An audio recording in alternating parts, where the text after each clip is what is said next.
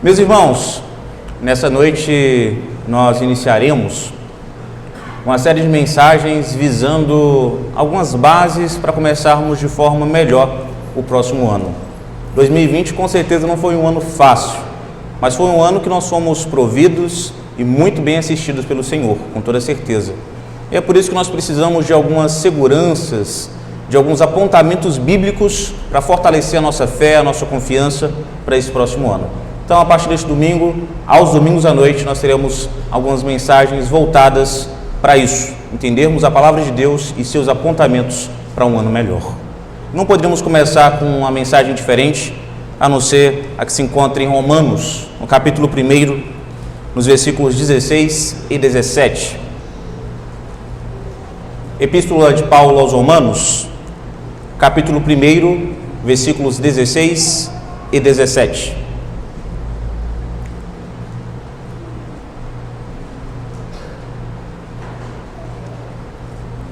Eu farei a leitura e peço que os irmãos se atentem, por gentileza. Romanos 1, 16 e 17.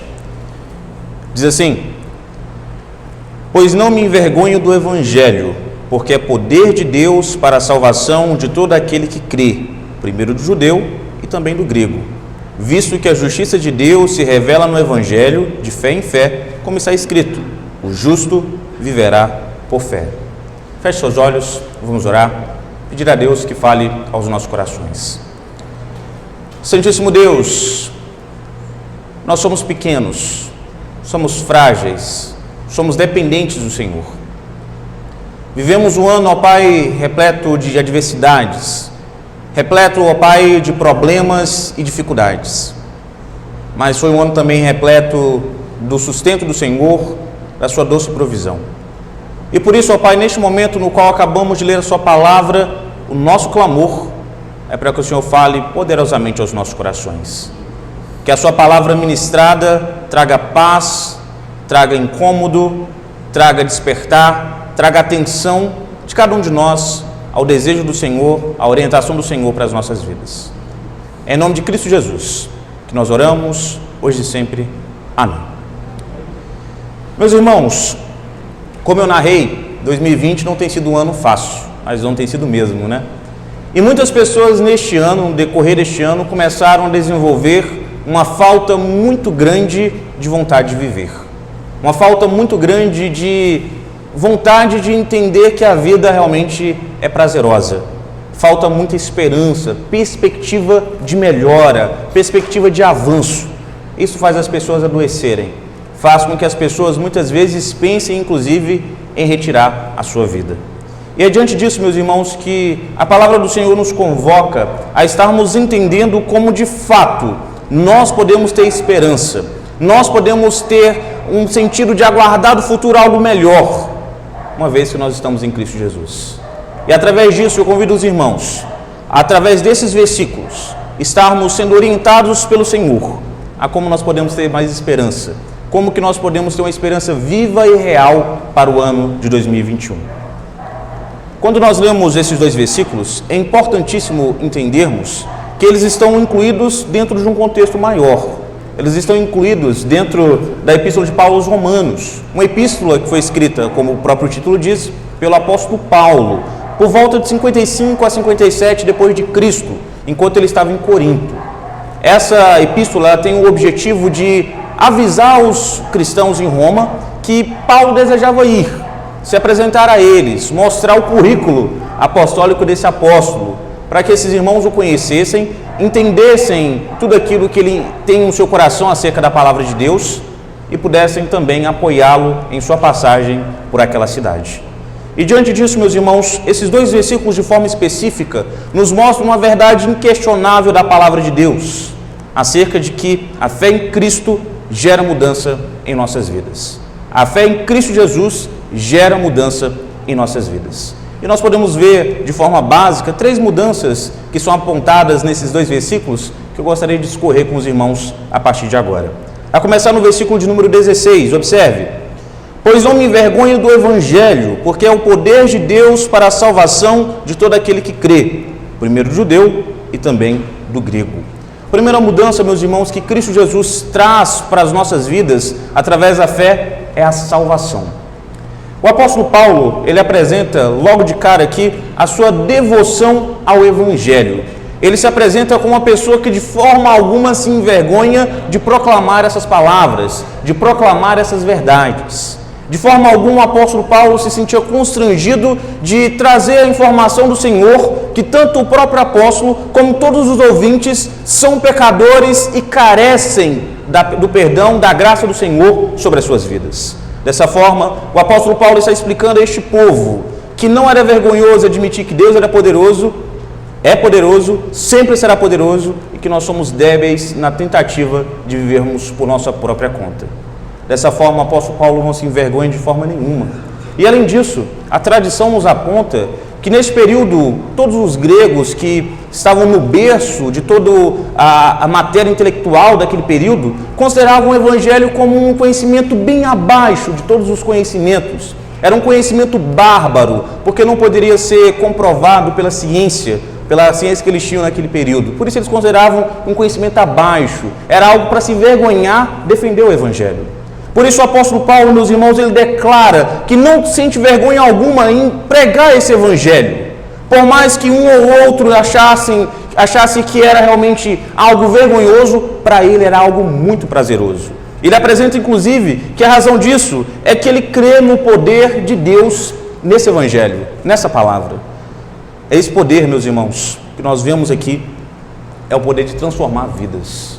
A palavra grega usada para poder é a palavra dínamos, a mesma palavra que nós utilizamos para dinamite. É algo que é tão forte que não pode ser contido, não pode ser detido de forma alguma. O poder de Deus no Evangelho transforma vidas, meus irmãos, porque muda a realidade, muda a forma com a qual essa pessoa se relaciona com Deus, deixando de ser inimiga e passando a ser filha em Cristo Jesus. Portanto, uma grande mentira que nós vemos é que, nossa, a palavra do pregador é abençoada, nossa, esse irmão consegue trazer uma palavra muito poderosa. Meus irmãos, o poder não reside em quem entrega a mensagem. O poder reside unicamente na mensagem do Senhor. E ela sim é poderosa para transformar vidas. Ela sim é poderosa para fazer com que um homem mude a situação na qual ele está inserido. A salvação que Cristo nos traz, meus irmãos, que Ele traz através desse Evangelho, não se baseia em nós sermos capacitados a acertarmos para agarrarmos a salvação e não soltarmos mais. A salvação, a mudança que Cristo nos traz, é de trazer a salvação dos céus, nos entregar e garantir que através dos seus acertos, através da sua obra vicária, nós jamais possamos decair desse estado de graça, desse estado de salvação diante do Senhor.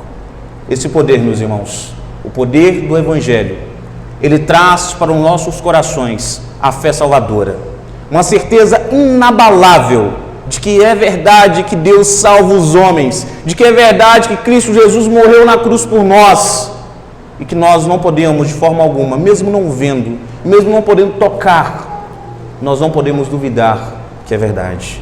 Nós podemos confiar, nós podemos ter plena certeza de que Deus nos salva. E salvação, meus irmãos, nesse período, era algo que não era tão largado como nós temos hoje, não era algo tão vago como nós temos hoje no nosso período, na nossa época. Nesse período, a salvação tinha que abranger alguns entendimentos para a população, porque eles queriam algumas garantias, começando pelo físico. Eles queriam algo que garantisse que o corpo não seria mais padecido pelas enfermidades físicas. Eles queriam que cessasse as dores, cessasse o sofrimento e no futuro tivesse alguma garantia de que eles não sofreriam por toda a eternidade. Eles também, meus irmãos, tinham uma necessidade muito grande do livramento do perigo.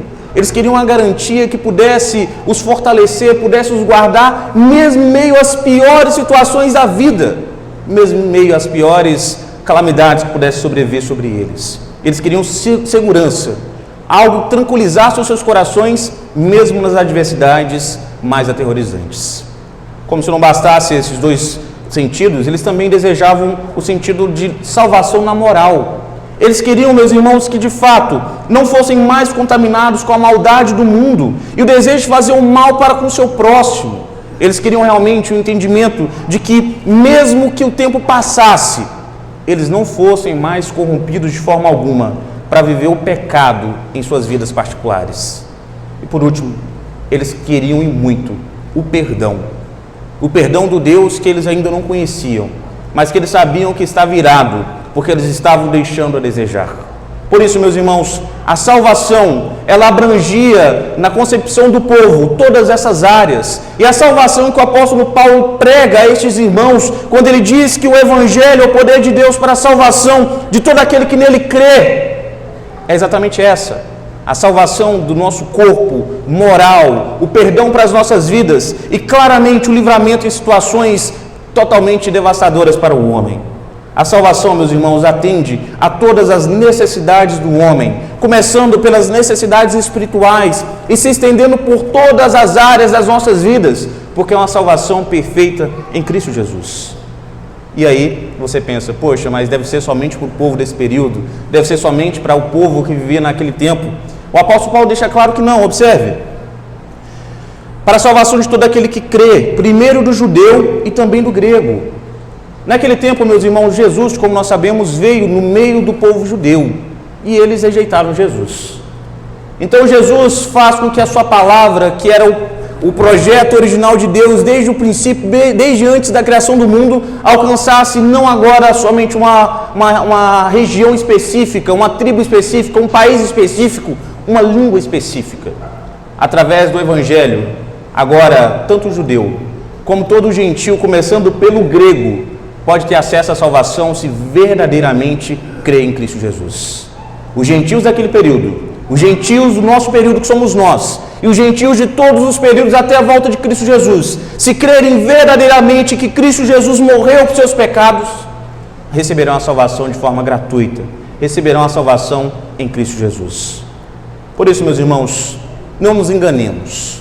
Passou muito tempo do texto para cá, passou praticamente 2000 anos, mas continua existindo condenação, continua existindo desesperança, sofrimento eterno, condenação, pecado, imoralidade global, mas ainda continua existindo a salvação de Deus para as nossas vidas. Uma salvação que não é perecível, uma salvação que não se desgasta, uma salvação que mesmo com o nosso imerecimento diário não deixa de ser perfeita, porque não depende de nós, depende exclusivamente de Deus. O Evangelho de Cristo Jesus traz salvação para as nossas vidas. Uma salvação que não é gradual, não é um pouquinho a cada dia, é um ponto na nossa existência. Um momento no qual é totalmente transformada a nossa vida. Deixamos de ser inimigos de Deus e pelo sangue do Filho desse mesmo Deus, nós passamos a ser seus filhos, passamos a ser chamados de filhos de Deus. É algo definitivo e pontual a salvação em nossas vidas. A imoralidade oriunda do pecado, meus irmãos, ainda nos atiça, ainda nos seduz, ainda faz com que em um momento ou outro nós desejemos andar pelos caminhos tortuosos. Mas a proteção de Deus sobre as nossas vidas, meus irmãos, não garante que nós não cederemos em algum momento ou outro, mas garante que a salvação que foi conquistada por Cristo Jesus jamais deixará de estar sobre as nossas vidas. E quanto mais firme estiver o nosso compromisso através do seu Filho, maior será a nossa santidade e maior será a nossa demonstração de que cremos que somos salvos e agora temos uma nova vida, uma vida voltada para o Senhor. Por isso, meu querido, por isso, minha querida, se você já experimentou esse encontro com Cristo Jesus, se você já experimentou essa transformação na sua vida, assim como o apóstolo Paulo narra, esse poder que é incontido, esse poder que não pode ser detido de forma alguma, demonstre na sua vida, demonstre no seu proceder, demonstre com satisfação nos seus pensamentos, nas suas palavras, nas suas ações, demonstre que de fato Cristo Jesus mudou a sua vida. Não se envergonhe do Evangelho, não se envergonhe de expô-lo, não se envergonhe de proclamá-lo, porque é a salvação de Deus para o mundo. O poder não está em você, mas o poder está com você através do Evangelho. O poder de Deus que salva os homens que creem em Cristo Jesus. Apresente, meus irmãos, apresente esse Evangelho como algo revolucionário, porque de fato traz perdão para quem não merece, traz vida para quem está morto. Não é apenas conhecer o Evangelho, meus irmãos, longe disso. É de fato ser transformado, é de fato ter uma novidade de coração, mente e ação, para em tudo, de todas as formas possíveis, estar glorificando o nome do Senhor. E a partir do momento que você é transformado, que você realmente tem essa transformação no seu coração, transformar tudo o que estiver ao seu redor, pelo seu compromisso com Deus. Há esperança, há salvação, há perdão, há nova vida, mas somente em Cristo Jesus, unicamente em Cristo Jesus. Por isso, creia e seja salvo.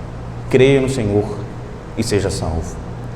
Além disso, o nosso texto nos passa uma segunda mudança que a fé em Cristo Jesus nos traz, no versículo de número 17, na parte A. Observe. Visto que a justiça de Deus se revela no Evangelho, de fé em fé, como está escrito. A segunda mudança que nós temos, meus irmãos, para as nossas vidas através da fé em Cristo Jesus, é a justificação. A criação, de modo geral, nos mostra que existe um Deus. É impossível você ver o nascer e o pôr do sol e não ficar embasbacado, não ficar de boca aberta vendo essa maravilha que a criação denuncia como pertencente a Deus. É impossível você ver as águas correndo, aquele barulhinho gostoso de água da cachoeira e não ficar realmente abismado do quanto é perfeito e do quanto isso independe de você, independe de todos os seres humanos.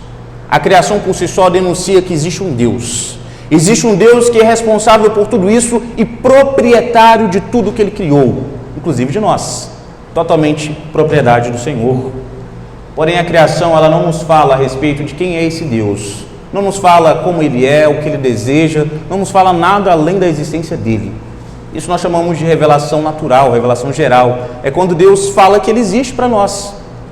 Isso nos aguça a curiosidade de sabermos quem é esse Deus. Nos torna indesculpáveis diante dele para não dizermos, não sabia que o Senhor existia. Sabia, eu mostrei através da criação. Essa criação, essa revelação geral, natural, nos leva, meus queridos, à revelação especial de Deus, que está totalmente registrada na palavra dele. Tudo aquilo que Deus desejava que nós soubéssemos a respeito de quem Ele é, de como Ele é e do que Ele deseja de nós, está registrado na sua palavra. De modo, meus irmãos, que nós podemos compreender hoje que a Bíblia é a forma pela qual Deus nos mostra o que nós precisamos fazer para vivermos de acordo com a vontade dEle. Essa revelação especial, ela mostra ao homem que ele precisa de ajuda e que essa ajuda só existe em Cristo Jesus.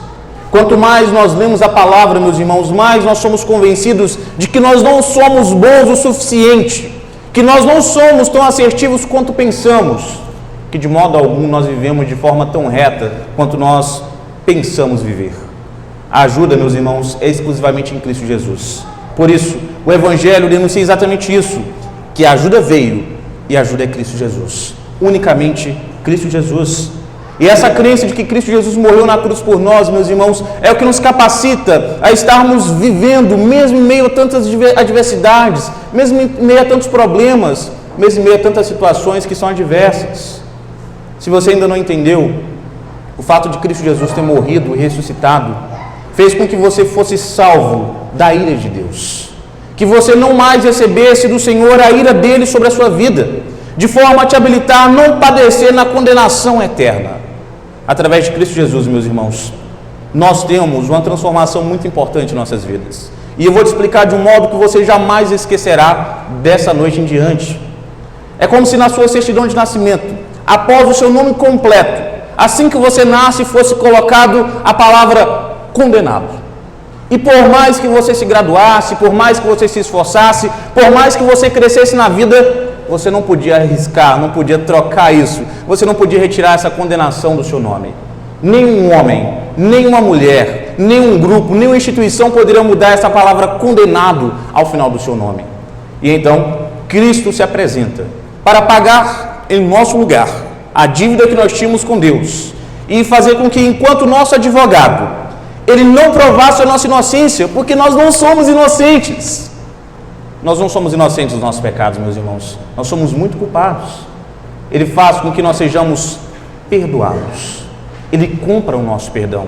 E é literalmente comprado porque Cristo paga com a sua vida. Cristo oferece a sua vida para que nós pudéssemos, então, uma vez perdoados dos pecados que nós realmente cometemos, fôssemos inocentados, não.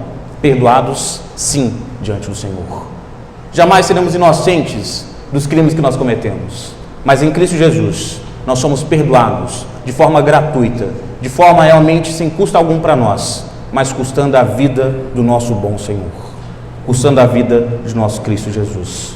Ele pagou com sua própria vida, meus irmãos. Isso se chama justificação. É você não ser inocentado, mas ser perdoado dos seus pecados diante do Senhor. É Cristo apresentar-se no seu lugar, receber a ira de Deus sobre si e dizer que não cobre mais de você, que não cobre da sua vida.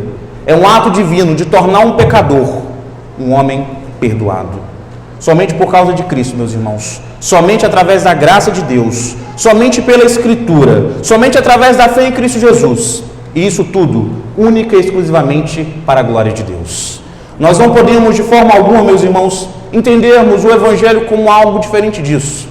É o perdão de Deus através do seu Filho, para a exaltação de Cristo e para a glória do Pai.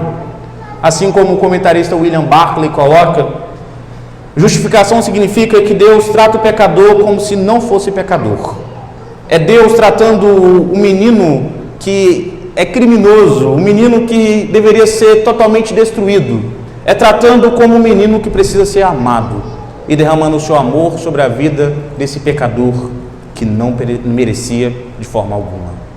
Nós nunca merecíamos e nunca mereceremos o perdão e o amor de Deus, meus irmãos, jamais, jamais. Mas Ele nos perdoa e nos ama, porque em Cristo Jesus Ele pode nos amar. Lembra do seu nome completo com condenado no final? O sangue de Cristo Jesus retirou definitivamente a palavra condenado do final do seu nome, e aos olhos de Deus, no livro da vida, o seu nome apresenta-se agora com a palavra justificado, perdoado pelo sangue de Cristo Jesus. E nada e nem ninguém pode de alguma forma apagar o que Cristo Jesus conquistou por nós naquela cruz, meus irmãos. Uma vez salvos em Cristo Jesus, permanecemos salvos por toda a eternidade, porque a salvação não depende de nós, o perdão não foi comprado por nós, o perdão ele não pode ser gasto por nós. O perdão foi conquistado, comprado por Cristo Jesus, e portanto, ele é válido por toda a eternidade, oferecido uma única vez, através de Cristo Jesus, mas tem validade eterna, porque não depende de nós, e somente dele. Aquela frase, o melhor de Deus está por vir, balela.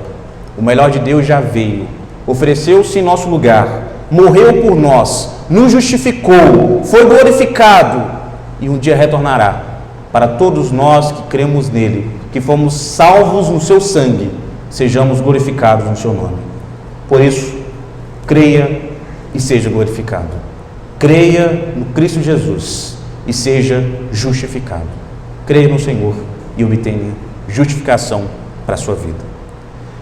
Ainda no versículo de número 17, nós temos a terceira mudança que Cristo traz para as nossas vidas. Na parte B, observe, o justo viverá por fé. A terceira mudança, meus irmãos, que nós podemos observar, que Cristo Jesus nos traz, é a vivificação, é nos tornar vivos. Algo bastante claro que nós percebemos nesses dois versículos é que nós somos salvos e justificados. Moleza, fácil de entender.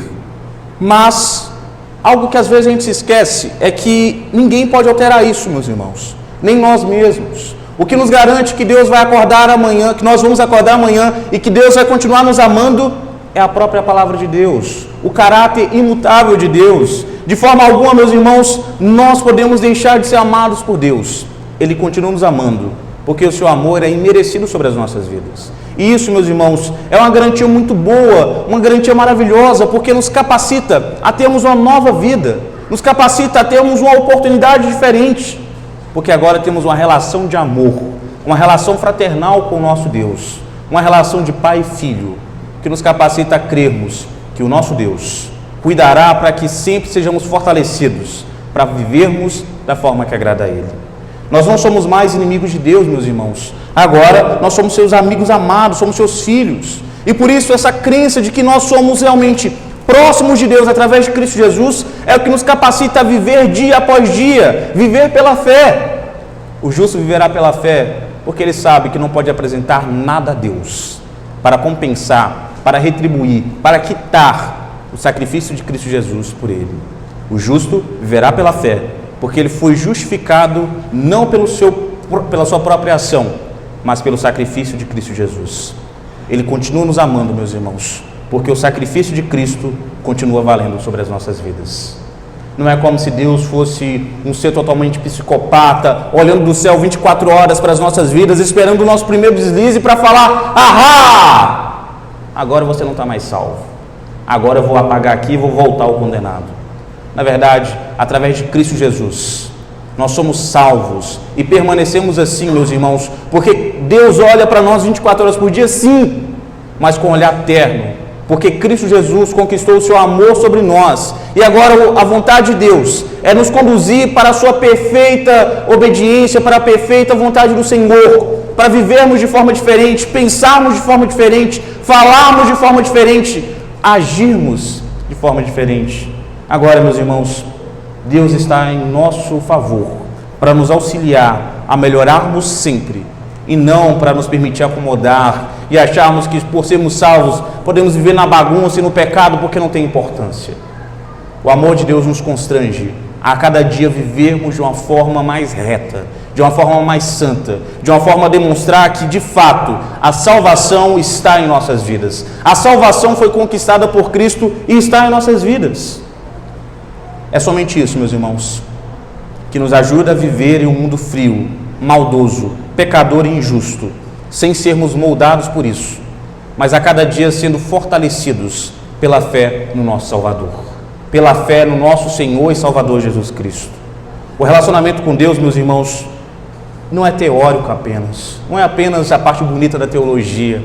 O relacionamento com o Senhor é algo prático, ele deve fazer parte da nossa postura diária, deve conduzir cada pensamento, ação e palavra, para que tudo demonstre que nós temos compreensão de que nós temos uma nova vida, e que a vida que Cristo gerou em nossos corações é para ser diferente da anterior, para de fato vivermos da forma como agrada ao nosso Deus, através da nossa postura, através do nosso viver, demonstrarmos que nós temos dono, e um dono muito zeloso, o nosso Deus, que enviou seu Filho para nos salvar. Nós somos redimidos, transformados, mudados, justificados e eternamente salvos através de Cristo Jesus. O nosso benfeitor, meus irmãos, é o que faz com que cada dia nós não tenhamos palavras para agradecer, palavras para enaltecer o nosso Salvador, aquele que enviou o que era de mais precioso para ele, o seu Filho unigênito, para que nós fôssemos salvos, nós que somos pó, que não valemos absolutamente nada fora de Deus. A vida que nós devemos viver agora, através de Cristo Jesus, é como nós cantamos no hinário, uma vida de fé e pureza, revestida de amor divinal. De modo mais prático, meus irmãos, é a cada momento das nossas vidas, procurarmos demonstrar nossa salvação, ao sermos honestos, justos, honrados, amorosos, atenciosos, esforçados, é procurarmos ser a melhor versão de nós mesmos em semelhança a Cristo Jesus. É não nos cansarmos de melhorarmos, de crescermos, nos desenvolvermos para a glória do Senhor. Por isso, meu querido, por isso, minha querida, diante dos desafios dessa vida, não desanime, não desista. Não pare de lutar, não pare de adorar, não pare de crer que de fato Deus está no controle de todas as coisas, pois o nosso Salvador veio, e a luta que a gente não poderia vencer sozinho de forma alguma, Ele já venceu por nós, e Ele fez com que a nossa morte acabasse, e agora nós tivéssemos vida, e vida em abundância diante do Pai. Por isso, pode chorar, pode sofrer, pode rir, pode festejar, pode perder em muitos momentos, vencer em outros. E em cada um desses momentos, meus irmãos, crer, lembrar-se com fé no coração, assim como nós cantamos hoje, que nós somos forasteiros aqui. Em terra estranha nós estamos de fato. Para a celeste pátria é para onde nós vamos. Embaixadores de Deus, do reino lá dos céus nós somos. E aqui nós estamos em serviço do nosso Rei. Não somos mais nós que vivemos, mas Cristo vive em nós, meus irmãos, e isso deve direcionar, isso deve controlar as nossas ações, pensamentos e palavras para a glória de Deus. A vida, ela não termina aqui, meus irmãos, ela se inicia aqui e se estende por toda a eternidade no relacionamento com Deus. Nós ainda não estamos em casa, não está no momento de descansar, de entregar os pontos, está no momento de perseverar e de aguardar para ser recebido na casa do nosso Pai, para a glorificação eterna. Por isso, creia em Cristo Jesus e viva. viva uma vida eterna com o Pai. Meus irmãos, que a partir desse dia, a partir dessa noite específica, a sua esperança, a sua fé esteja de forma inabalável em Cristo Jesus, porque nele nós temos salvação, justificação e vivificação. Lembrar-se de que o destino final não é a cova, não é a sepultura, deve fazer com que o seu coração veja que o sofrimento de agora é passageiro, mas a glória eterna com o Pai, essa não terá fim jamais. Nós podemos sofrer agora, mas mesmo em meio ao nosso sofrimento, nós somos auxiliados pelo nosso Deus. Por isso, diante das dificuldades, diante dos problemas, não desanime. Continue crendo em Cristo Jesus. A glória no amanhã nos aguarda, meus irmãos. Você, em Cristo Jesus, é amado por Deus. Você, através de Cristo Jesus, é aguardado por Ele na glória eterna. O amanhã, meus irmãos, não traz medo aos nossos corações, não traz condenação, não traz incerteza, não traz dúvidas acerca de para onde nós vamos. Seja o corona, seja outro vírus, seja poderes, sejam potestades, sejam influências do mundo, nada pode retirar de nós a firme convicção de que em Cristo Jesus nós somos salvos e assim permaneceremos por toda a eternidade. Salvos em Cristo, independente de nós, independente do nosso merecimento e totalmente fundamentado no amor do Deus Pai. Por isso, creia em Cristo Jesus, que a sua vida seja mudada. Você entenda que exclusivamente em Cristo Jesus você é salvo, justificado e recebe vida que se inicia aqui e se estende por toda a eternidade. Que Deus abençoe ricamente a sua vida, hoje e para todo sempre. Amém. Feche os seus olhos, vamos orar nesse instante. Peça a Deus para, mais uma vez, incomodar o seu coração, para que você possa demonstrar na vida prática a compreensão de que você é salvo, justificado e vive agora em Cristo Jesus. Oremos. Santíssimo Deus, eterno Pai, nós oramos ao Senhor, gratos pela salvação que recebemos. Somos gratos pela sua palavra ministrada nessa noite. Somos gratos, ó Pai, porque o Senhor sempre fala profundamente conosco. E nesse instante, ó Pai, nós clamamos, fale aos nossos corações mais uma vez. Nos incomode, ó Pai. Tudo aquilo que nós temos feito, pensado ou falado que não está de acordo com a sua vontade, transforme nessa noite, ó Pai.